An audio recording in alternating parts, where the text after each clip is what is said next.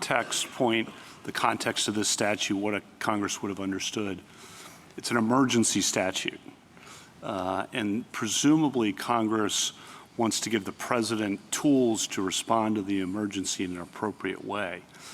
And it seems odd to imagine a meeting in the Oval Office where the president's told, well, we have a problem with, I won't name a country, but country X, and you can stop all trade with that country. I mean, I'm not sure that's a, wise policy to give that much, but it's there, right? You agree it's in this statute. But then the president says, well, that's too extreme. I want to calibrate my response to deal with this, and maybe a tariff of some kind.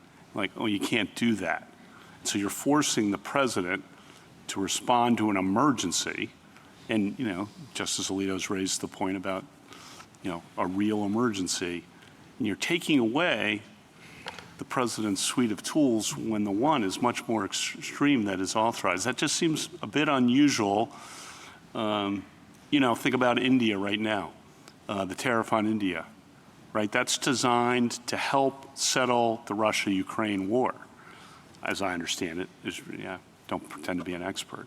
But if that's gone, that's a tool that's designed, talk about foreign facing, the most serious crisis in the world. And that's out the window. So I just think it's just contextually emergency. It's just a bit unusual to read it that way. But well, I take your response. Taxation's different, and you got to stick with that line.